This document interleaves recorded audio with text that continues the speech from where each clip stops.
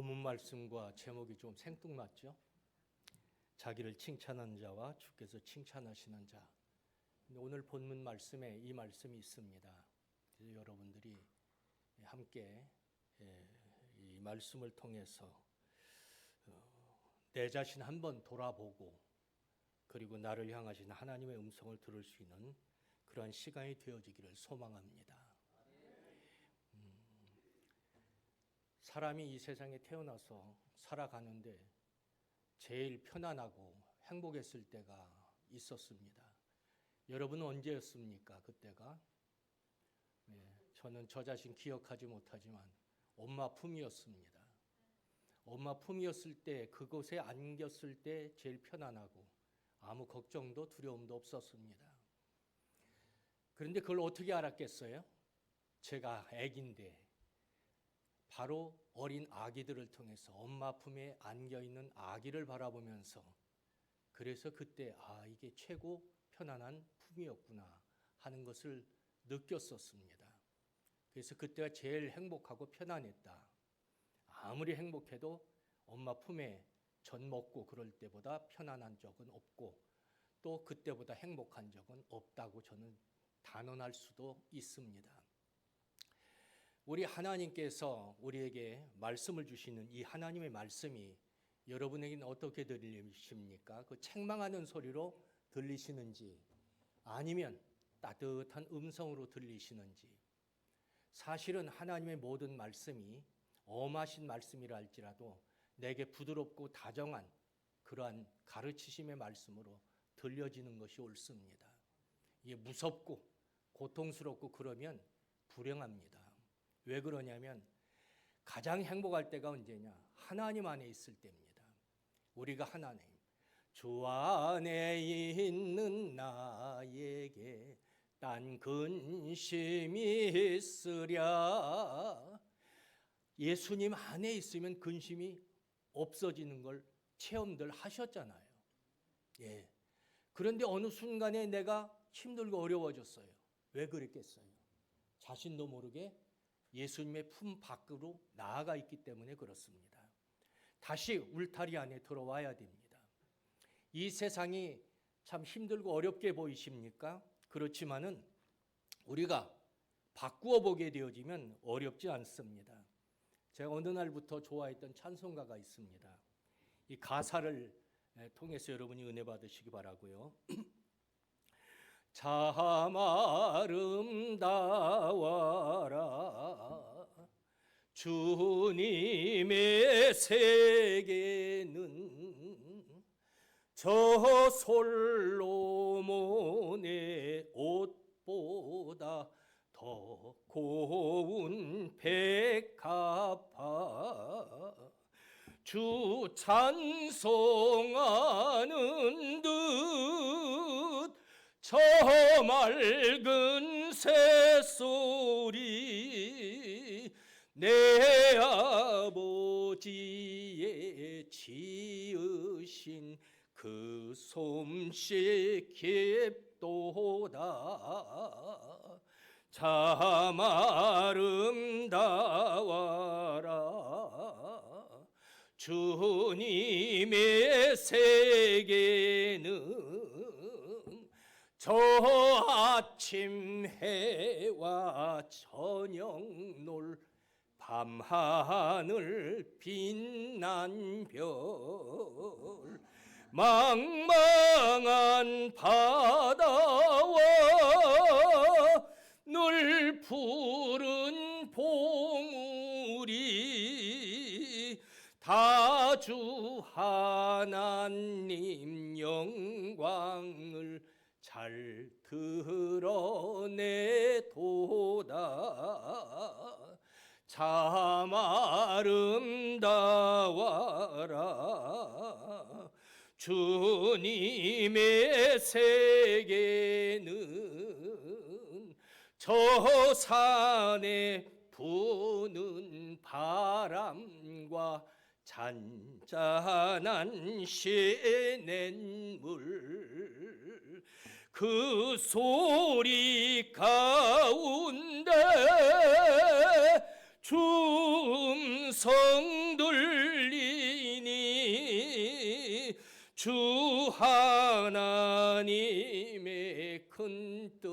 뜻을 내 알듯 하도다. 가만히 보면은 우리는 행복한 세상에 살고 있는 거예요. 파괴되어지고 그리고 불살라지고 그러는 곳이지만 우리는 그걸 보면 안 돼요. 하나님이 지으신 아름다운 것을 보셔야 됩니다. 그리고 세상이 파괴되어졌다 할지라도 우리가 주님 품 안에 있게만 되어진다면 이 세상이 불행하게만 보이지는 않을 것입니다. 그리고 가장 용기 있고 힘 있는 사람들이 누군가? 하나님의 자녀된 저와 여러분들입니다. 그렇게 해야 당연합니다. 힘 잃고 걱정하고 염려되어지는 것은 우리가 믿음을 잃어버렸기 때문에 그렇습니다. 하나님은 언제나 내 편이시다. 네. 두려워 말라. 나는 내 하나님이 됨이니라. 네. 하나님은 우리에게 힘이 되시고 나에게 하나님이 되신다는 사실만 잊지 않는다면 힘들고 어려운 세상 결코 힘들지 않을 것이라고 장담할 수가 있습니다. 오늘 본문을 통해서 제가 여러분과 나누고 싶은 은혜는요, 기회는 기다려주지 않습니다. 이 시간이 지나가 버리면 다시 못 돌아와요. 붙잡을 수가 없습니다. 우리가 살아있다는 것이 바로 기회고 우리가 하나님 안에 산다는 것이 이게 바로 기회입니다. 이 기회를 절대로 놓치지 마시고 여러분 의미 있고 보람되게 살아가실 수 있는 그런 삶이 되어지셔야 되겠습니다. 짧은 시간, 그 짧은 기간, 그동안에 우리가 어떻게 사느냐에 따라서 이후에 하나님이 우리에게 기대하셨던 더 아름다운 것을 소유할 수 있는 그러한 자들이 될 수 있기 때문에 그렇습니다.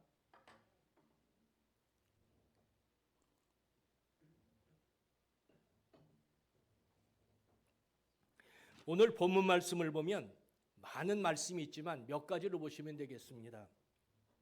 첫째는 인자가 자기 영광으로 모든 천사와 함께 올 때에 자기 영광의 보좌에 앉으리니, 예수님이 다시 오실 때를 말씀하시는 것입니다. 주님이 심판하시는 자리입니다. 그 자리를 말씀하시면서 모든 민족, 동서양을 막론하고 모든 민족이 모여질 것이고 그리고 분별을 할 것이라고 그러셨어요. 옛날 개역 성경에 분별. 지금 개정 성경에는 구분입니다. 구분과 분별의 차이가 좀 있습니다. 구분은 양이냐 염소냐를 딱 나누세요. 이게 나눠서 생각할 때는 구분입니다. 분별이라는 것은 양 같고 염소 같고 이런 의미예요. 자, 나는 처음부터 양으로 태어났다. 나는 처음부터 염소로 태어났다. 그런 분들 계십니까? 그건 오해십니다. 여러분 절대로 양으로 애당초부터 태어나서 양으로 가는 절대자가 아니고 염소로 태어나서 염소로 갈 수밖에 없는 그러한 절대자도 아닙니다. 이제 주님께서는 분명히 목자가 양과 염소를 나누는 분별해서 나누는 그것을 말씀을 하시면서 우리 예수님께서 그렇게 하시겠다고 하셨는데, 분별하신다는 의미는 우리가 어떻게 살아왔는가를 생각하시고 바라보시면서 나누시겠다는 의미 아니겠습니까? 그래서 주님이 분별하신 그 분별 속에 여기 보면 제일 좋은 쪽이 어느 쪽이에요? 오른쪽. 나쁜 쪽이 왼쪽. 좋은 동물이 양, 나쁜 동물이 염소, 이렇게 나누어져 있습니다. 그런데 또 특이한 것이 있어요. 왼편에 있는 그 양이라고 표현을 하셨지만 실제 양이 아닌 그런 사람들 보고 주님이 하신 말씀이 뭐라고 하셨느냐면 복받을 자들이라고 그러셨어요. 복받을 자들. 아직 복이 안 받아진 거예요. 복받을 자들이다 너는. 그런데 놀랍게도 왼편에 있는 사람들에게 뭐라고 하시느냐면 저주를 받은 자들이다 그러셔요.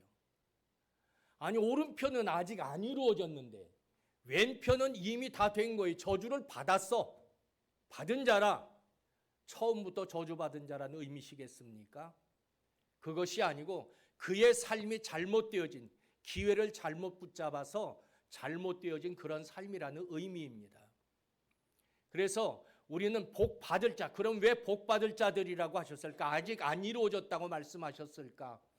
예수님이 심판이 끝난 후에 영원한 나라로 불러들이시거든요. 그때서야 복을 누리게 되어져 있습니다. 그러니까 아직 복 받을 자들이고, 그럼 왜 이쪽은 저주를 받은 자들이라고 말씀하셨을까? 삶 자체가 저주를 받은 삶을 살았기 때문에 그렇습니다. 오늘 이 본문 말씀에서 우리가 또 생각해 볼 수 있는 것은 이 두 종류의 사람들, 여러분, 이 한 종류의 사람은 칭찬을 받는 거고 한 종류의 사람은 책망을 받는 거잖아요. 그런데 여기서 참 이상한 것이 있습니다. 그 이상한 것이 뭐냐면 오른편에 있는 사람들을 보고 주님이 칭찬을 하시는데 이 사람들은 우리가 언제 그랬냐 그래요. 누구에게? 예수님에게 우리가 그렇게 한 적이 없습니다. 더 쉽게 얘기하면 이분들은 전혀 남을 돌아보지 않은 것이 아니에요. 여러분 생각은 어떠신지 모르지만 돌아보지 않고 돌아봤습니다. 그랬기 때문에 예수님께서 소자에게 했다는 말씀을 하신 거거든요. 그렇지만 어떠한 일을 해도 그 일이 이건 주님께 하는 거야 이렇게 생각하고 하신 분들이 아니에요. 자연스럽게 그냥 베풀어진 거지. 우리가 하나님 앞에 영광을 돌린다고 해서 하나님 말씀도 하셨죠.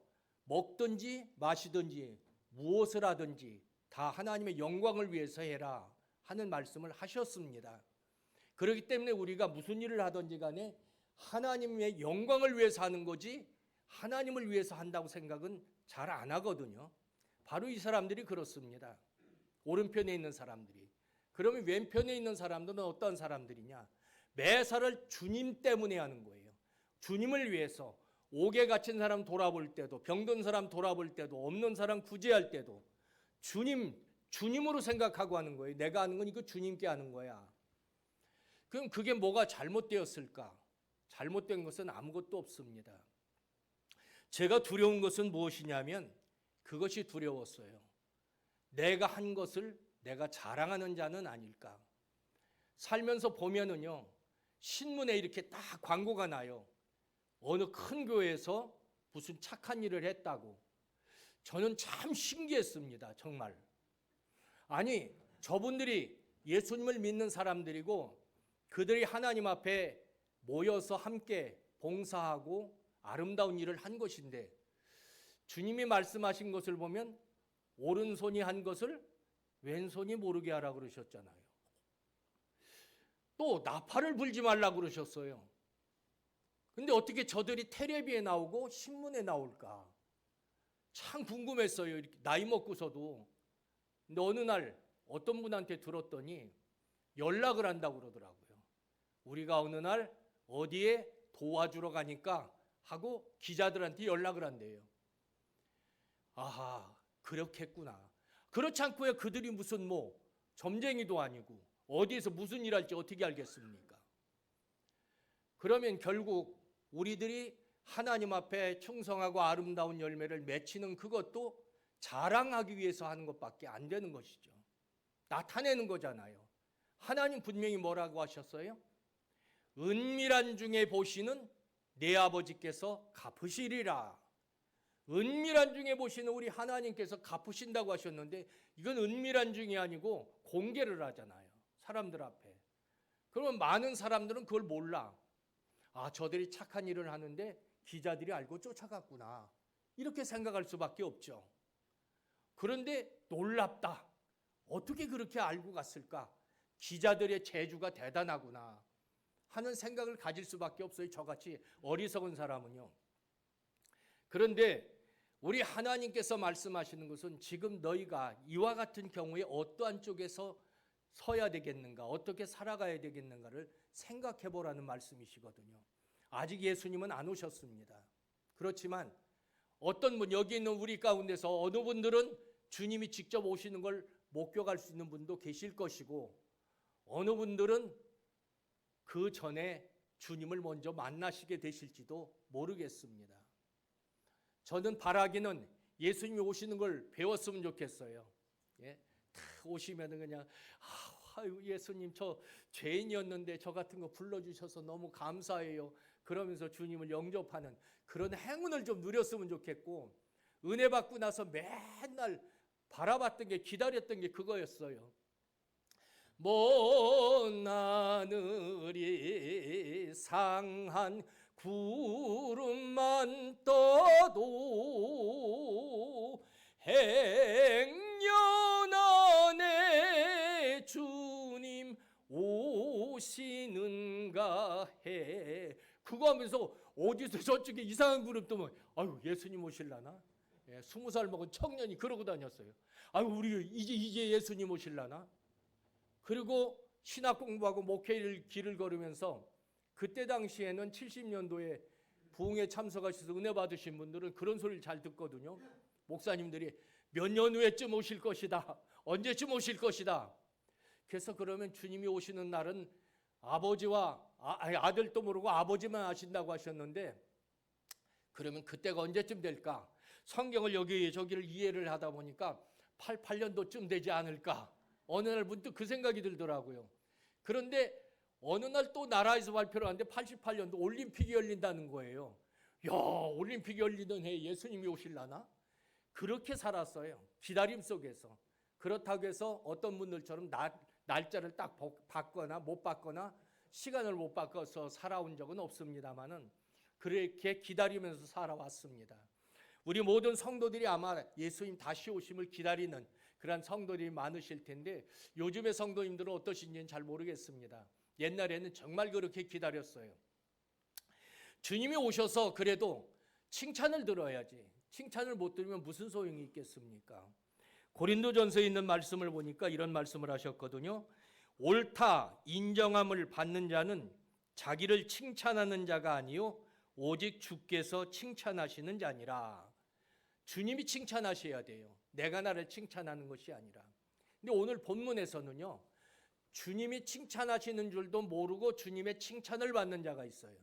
그들이 누구냐? 오른편에 있는 자들입니다. 왼편에 있는 자들은 칭찬을 받을 줄 알았는데 칭찬을 받지 못하고 책망을 받습니다. 이 사람들은 자기가 자기를 칭찬하는 사람들이에요. 내가 한 게 옳다고 생각하니까 주님 앞에서도 제가 뭘 안 했는데요. 자, 그럼 우리가 바꿔놓고 이 말씀을 이해를 해보십시다. 오른편에 있는 사람들, 너희들이 이렇게 했었다. 나를 물 떠주고 돌아보고 뭐 이렇게 했었다. 예수님이 말씀을 하시니까 이 사람들이 우리가 언제 그랬나이까 그러잖아요. 우리가 언제 그랬나이까. 예수님은 말씀하시기를 여기 너희 형제 중에 작은 소자에게 한 게 내게 한 것이다 하고 말씀을 해주셨습니다. 이 말씀을 하셨는데 사실 이 사람들이 전혀 주님 보시기에 어여쁜 일을 안 하셨을까? 했습니다. 소자들에게 했다는 것은 내가 무슨 일을 하고서도 기억을 안 한다는 거예요. 여러분 살아오시면서 틀림없이 어떤 분들 도와주신 적이 있을 거예요. 아마 한 번쯤은 다 계실 거예요. 저도 도와드린 적이 있는데 서울에 가서 기차역에서 내렸다가 계단을 올라가다 보니까 어떤 분들이 이렇게 빈 그릇 놓고 거기서 구걸을 하시더라고요. 너무 딱한 마음이 들어서 뒤져봤는데 뭐 돈이 제가 별로 없고 그래서 동전 몇 개를 넣어드린 적이 있어요. 저는 그것을 기억하지를 않거든요. 또 기억하기도 그렇고 사람들 앞에 아이고 나 누구 얼마 도와줬어요 하고 얘기하기도 부끄럽고 그건 내가 자랑하려고도 한 것도 아니고 그냥 다만 그런 마음이 들어서 했을 뿐이죠. 우리 크리스찬들의 삶이라는 것이 어떠한 일을 해도 그렇게 내가 무엇을 했다 생각하지 아니하고 주님께서 나에게 공급해 주신 힘을 따라서 했다. 하나님께서 나에게 주셨기 때문에 내가 했다. 하나님이 나를 축복해 주셨으니 그 축복받은 걸로 나는 했다. 나는 심부름꾼이다. 이렇게 생각하는 사람들은 자기를 자랑할 수 없을 겁니다. 그들은 그런 생각 자체를 안 하고요. 그런데 보면은 특별히 죄송하지만 큰 교회 같은 데서 그런 걸 많이 봐요. 그런 데서는 나타내요. 이번에 우리가 뭘 합시다. 어디 가서 뭘 합시다. 막 그건 회의석상에서는 할 수가 있는 문제죠. 그런데 다른 데 가서도 그걸 자랑을 하시는 거예요. 우리 교회는 이번에 이렇게 했어. 한 목사 이렇게 했는데 어땠어? 이거 괜찮지? 이렇게 말씀을 하시거든요. 저도 그걸 대단하시다고 봅니다. 문제는 주님 앞에 섰을 때 주님께서 무엇을 보시느냐는 것이거든요. 자기들 나름대로 참으로 형무소도 가고 병원도 가고 가난한 이웃도 돌아보고 이렇게 많이 도와주는 많은 일을 했는데 그분들이 입에서 가끔 나오는 소리가 그런 소리예요. 어디 가서 도와줬다. 어디를 어떻게 했다. 내가 무엇을 해봤어. 이렇게 했어. 저렇게 했어. 그 소리를 들었을 때 존경스러웠거든요. 어느 날 이 말씀이 저에게 부닥쳐 오는 것이 그렇게 부닥쳐 왔어요. 주님은 기억하시지 않는 거구나. 주님은 기뻐하시지 않는 거구나. 결국은 내가 나를 칭찬하는 것밖에 안 되는 거였어요. 왜? 우리 교회가 교회를 칭찬하는 것밖에 안 된 것이었어요. 마치 내 걸 가지고 내가 한 것처럼 하나님이 주신 걸 가지고 했는데도 불구하고 여러분들이 어디 가서 전도를 하시든지 아니면 환자를 놓고 기도하실 때도 여러분이 하시는 것이 아니고 하나님의 능력이 여러분을 통해서 나타나는 그렇게 쓰임받는 분들이시거든요. 자신도 모르게 내가 어디 가서 내가 얼마 전에는 또 그런 소리를 들었어요. 교인 가정에 개가 아프다고 옛날 얘기 들은 게 아니라 얼마 전에 들었어요. 개가 아프다고 연락이 왔더래요. 목사님 기도 좀 해주세요. 그래서 목사님이 가서 개를 보니까 참 딱하더래요. 다 죽어가는데. 사실 살아있는 생명이 그렇게 되면 불쌍하잖아요. 그러니까 주님이 그냥 기도를 하셨대요. 하셨는데 개가 낳았대. 낳고 살아나가지고 강아지까지 낳았대요. 강아지를 낳는 날 그 부탁을 드렸던 그 교우가 감상금을 했더래요. 하나님 앞에. 우리 개가 죽지 않고 강아지까지 낳게 해주셔서 감사합니다. 그렇게 했다는 거예요. 근데 다 좋아요. 다 좋은데 우리가 너무 지나치다 보면 옛날 부흥 강사님들 가운데서 그런 말씀을 하시는 분들이 계셨어요. 여러분 성령 받으세요 그러면서 호주머니를 뒤적거려요. 성령 받으세요. 성령 받으세요. 그런 분들이 계셨어요. 그런가 하면 또 많은 분들이 성령 받아라. 마치 강사님의 입에서 나오는 그 바람 소리가 불처럼 느껴지도록 성령 받아라. 성령 받아라. 그러면 막 넘어져요. 착착착착. 막 넘어지고 난리가 나거든요. 또 심지어는 어떤 분은 여러분들은 그 하나님 앞에 나와서 정성 들여서 성령 받지도 못하는데 저기 누구네 집 강아지 저기 지금 들어왔는데 저 성령 받은 것 좀 봐요. 이런 분들이 계셨어요. 우리가 그렇게 성령님은 하나님이신데 그걸 옳은지 그른지를 모르고 말씀들을 함부로 하셨던 거죠. 그러한 영향들이 성도들을 잠깨우기 위하여 웃기기 위하여 했던 어쨌든지 간에 잘못 전달이 되어졌고 성도들이 그릇되어진 신앙생활의 방향을 그래서 잡았다고 저는 생각을 합니다. 그렇게 함부로 얘기하면 안 되죠.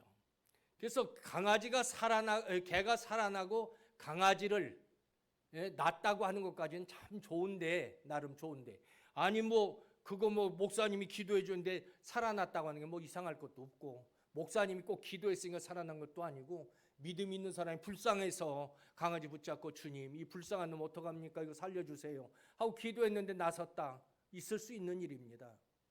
중요한 것은 그분이 말씀하시는 가운데서 무엇을 제가 느끼게 되느냐면 저만 느꼈겠어요. 나는 죽어가는 개도 살리는 사람이야. 이렇게 느끼게 말씀을 하시는 것 같았어요. 저한테는. 그건 우리의 쓰임이라는 것이 강아지 살리고 무슨 죽어가는 꽃 살리고 하는데 쓰임 받으라고 부르신 것은 아니잖아요. 우리에게 주신 가장 큰 하나님의 은혜는 우리가 어떠한 자들인가 하나님의 자녀인지 아닌지를 알게 하시는 데 있었다고 봅니다. 우리가 하나님의 자녀가 되면 자녀에 대한 권세를 누릴 수 있는 것이 바로 그러한 기도도 해줄 수 있고요. 환자를 위해서 누구든지 다 특별한 은사를 받으신 분도 계십니다. 목사님들도 계시고 그렇지만 예수님께서 하신 말씀은 믿는 자들에게는 이런 표적이 따르리니 믿는 자들에게라고 말씀을 하셨어요. 여러분도 믿을 때에 하나님이 나와 함께 하시는 걸 믿을 때 그리고 그 예수의 이름으로 주님이 하신 말씀이 못을 딱 박으셨잖아요. 내 이름으로 귀신도 쫓아내고 새 방언도 말하고 뱀도 짚고 무슨 독을 마실지라도 해를 받지 아니하고 병든 사람에게 손 얹으면 낫는다. 네가 목사이기 때문에, 내가 전도사이기 때문에, 내가 장로, 권사이기 때문이 아니라 믿는 자들에게 누구든지 믿으면 돼. 믿어지면, 예수님 이름으로 이렇게 해줄 때 이렇게 된다고 믿어지면, 그걸 보고 우리는 기적이라고 그러는데 저는 그건 기적이 아니라 당연하다고 생각을 합니다. 왜냐하면 예수님의 이름으로, 내 이름으로 구해라, 주님께서 이루어 주신다고 하셨기 때문에 무슨 일을 만나든지 주님의 이름을 앞세워서 여러분이 기도하시고 구하시면 이름을 받을 수 있기 때문입니다. 아무튼 우리 하나님께서 우리에게 주신 귀한 권세가 그러한 권세인데도 불구하고 이것이 특별한 자에게만 쓰여지는 줄로 생각하는 거 잘못되어진 겁니다. 그리고 언제든지 내게 주신 것을 가지고 내가 쓰임을 받는 것뿐이지 나는 하나님의 단지 쓰임받는 도구에 불과하다. 하나님이 뭘로 쓰시든지 나는 쓰임만 받아지면 되는 거지 자랑할 것이 없잖아요. 우리가 자랑한다면 예수님을 자랑해야죠. 나 같은 죄인 살리신 주 은혜 놀라워 나 처음 믿을 그 시간 귀하고 귀하다. 우리 주님이 나 같은 걸 불러주신 게 놀랍고 귀하고 그런 거지 그 다른 게 없거든요. 그래서 우리는 주님 안에서 언제나 편안하고, 그리고 우리는 주님 안에서 늘 담대하고, 그리고 예수님이 계시기 때문에 염려하지 않고, 여러분 흔들리지 마세요. 세상이 어떻게 되어진다고 할지라도 요동하지 마세요. 왜요? 주님이 이 나라 지키시고 이 민족 지키십니다. 이 나라에 어려움이 오고 큰 난리가 난다고 했을 때 그건 우리에게 뭔가 하나님께서 요구하시는 것이 있기 때문이겠죠. 우리에게 힘들고 어려운 날이 올 때 우리가 해야 될 건 기도지요. 기도. 하나님 이 문제 해결해 주세요 하는 기도.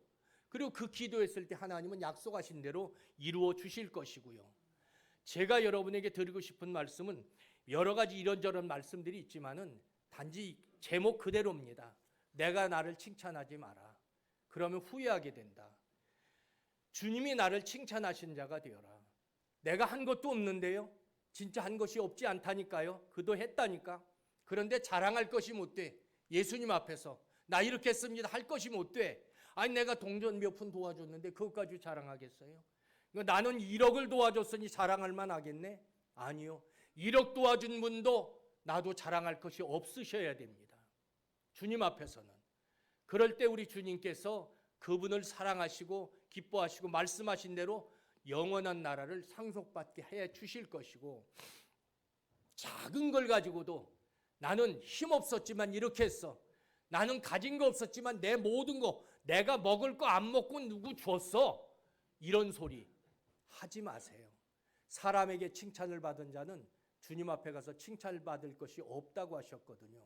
오직 하나님이 칭찬하시는 그러한 성도들이 되어지시려면 여러분들이 교회에서 일을 하시든 나아가서 하시든 하나님을 믿는 믿음 안에서 여러분과 함께 하시는, 여러분에게 능력을 주실 때 여러분이 무엇에든지 쓰임을 받으실 수 있으니까 능력 주시는 자 안에서 내가 모든 걸 할 수 있다 하신 그 말씀대로 하나님 앞에서 내게 능력 주셨으니 감사하시고 그대로 충성하시고 쓰임 받으시고 그걸로 하나님 앞에 할렐루야 하시고 끝나시고, 어디 가가지고 내가 누구 기도해 줬더니 나섰어, 내가 뭐 했더니 어떻게 했어, 누구 도와줬더니 잘 되더라, 이런 소리는 절대로 안 하시고 오직 주님과 나만의 비밀이 많으셔가지고 예수님 오시는 날 칭찬받으실 수 있는 그런 분들이 되어지시기를 바랍니다.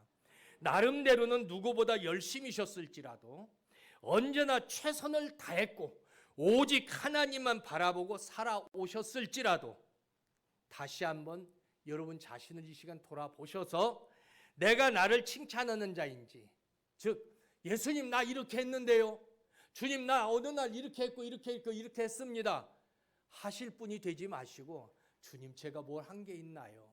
없습니다. 나는 한 것이 아무것도 없고 다만 예수님이 나 같은 걸 불러주시고 사용해 주신 것 너무너무 감사합니다. 나에게 많이 주신 대로, 내가 적게 주시면 적게 주신 대로 나는 다만 주님의 심부름꾼으로서 주님이 쓰시는 도구로서 그릇으로서 충성했을 뿐입니다. 그렇게 여러분이 살아가신다면 틀림없이 오른편에 있는 양처럼 우리 주님의 복받을 자들이라는 칭찬을 들으실 수 있게 될 것이고, 왼편에 있는 자들처럼 자기가 옳은 것 행했다고 자기를 스스로 위로하고 칭찬했던 자처럼 저주를 받은 자들아, 그 들어가야 될 곳이 어디예요? 그 들어갈 곳은 우리 믿음의 성도들이 들어갈 곳이 아니고, 거기는 분명하게 마귀를 위해서 예비됐다고 그랬어요. 마귀와 그 사자들을 위해서, 나를 떠나 마귀와 그 사자들을 위하여 예비된 영영한 불에 들어가라. 거기는 마귀와 그의 사자들이 들어갈 자리지 오늘 여기 계신 여러분들이 들어갈 자리가 아닙니다. 그러니까 이 기회를 잘 활용을 하셔서 우리 주님이 칭찬하시는 그런 성도들이 되어지시고, 여러분이 수고와 모든 것이 하늘나라의 생명책에 기록되어지는 것으로 기뻐하실 수 있는 성도들이 되어지시기를 바랍니다. 믿음의 기도는 병든 자를 구원하리니, 그 다음 말씀이 뭐예요? 믿음의 기도는 병든 자를 구원하리니, 그 다음의 말씀, 주께서 저를 일으키시리라. 믿음의 기도는 누가 해요? 저나 여러분이 하는 겁니다. 그러면 병든 사람이 일어나요. 그런데 누가 일으켜요? 주께서 일으키시는 거예요. 저나 여러분은 쓰임 받는 거고, 이렇게 써주시는 것만도 너무 영광스럽지 않겠습니까? 많이 일한 사람은 많이 받게 되어지실 것입니다. 아무도 모르는 가운데서 하나님과 나 사이에서만 쌓여지는 많은 비밀, 하나님과 비밀을 많이 간직하시는, 기도의 비밀이 됐던 무슨 찬송의 비밀이 됐던 무슨 비밀이 됐던 비밀을 많이 간직하시는 그러한 우리 모두가 되어지시기를 바랍니다. 기도하겠습니다.